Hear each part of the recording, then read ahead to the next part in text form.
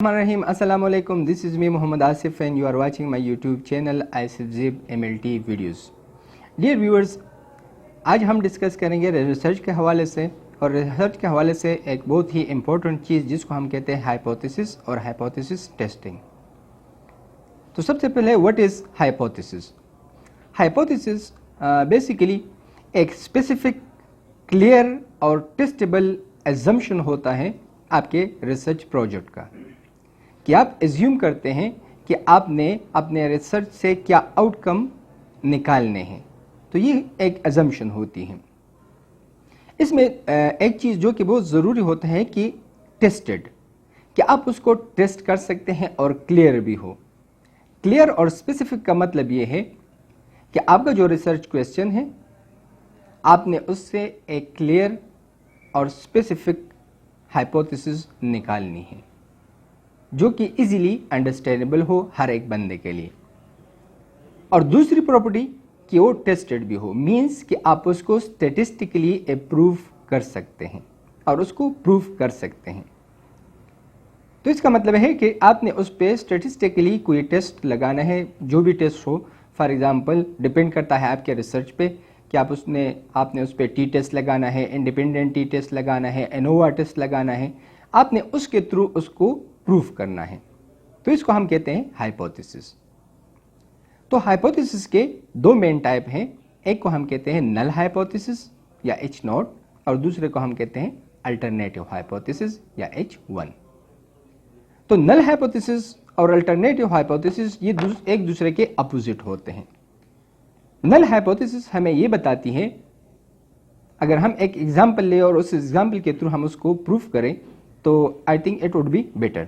तो एग्जाम्पल क्या होगा? फॉर एग्जाम्पल हम कहते हैं कि स्मोकिंग इफेक्ट लिवर एंजाइम।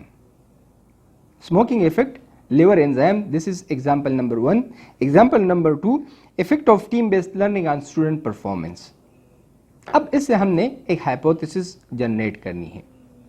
तो हम जो हाइपोथेसिस जनरेट करते हैं उनको हम कहते हैं नल हाइपोथेसिस। तो नल हाइपोथेसिस एग्जाम्पल नंबर 1 का क्या होगा? Example number 1, smoking effect liver enzyme. अब हमने इससे एक नल हाइपोथेसिस जनरेट करना है। तो हम नल हाइपोथेसिस ये कहती है कि there is no effect on liver enzyme. There is no effect on liver enzyme, ये इसका नल हाइपोथेसिस होगा। Effect of team based learning on critical thinking, research question अगर हम इससे बनाएं तो रिसर्च क्वेश्चन इसका बनेगा कि what is the effect of team based learning on critical thinking.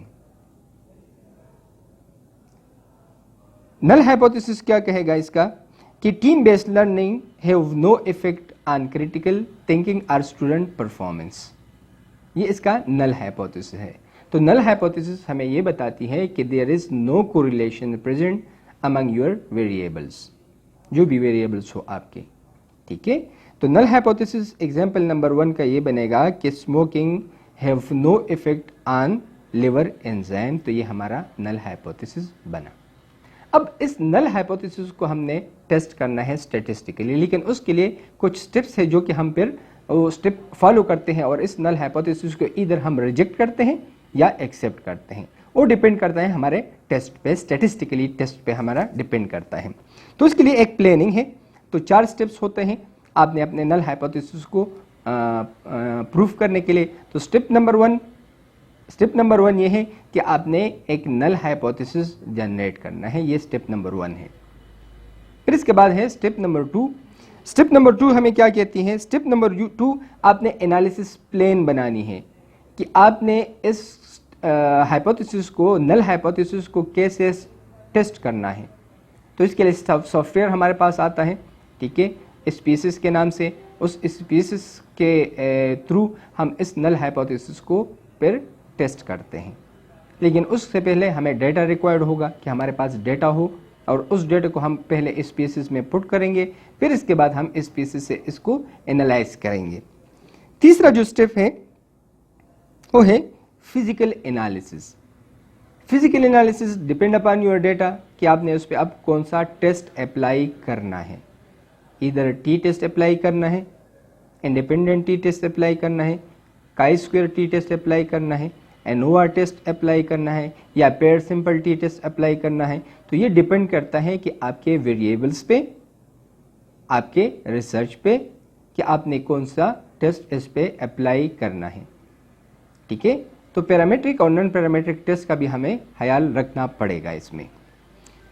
फिर इसके बाद जो लास्ट स्टेप है कि अब हमने इस डेटा को हमारे पास हमने एनालाइज किया, उस पर हमने टेस्ट अप्लाई किया, अब हमने रिजल्ट जनरेट करने हैं। मीन्स कि अब हमने अपने नल हाइपोथेसिस को या रिजेक्ट करना है या एक्सेप्ट करना है।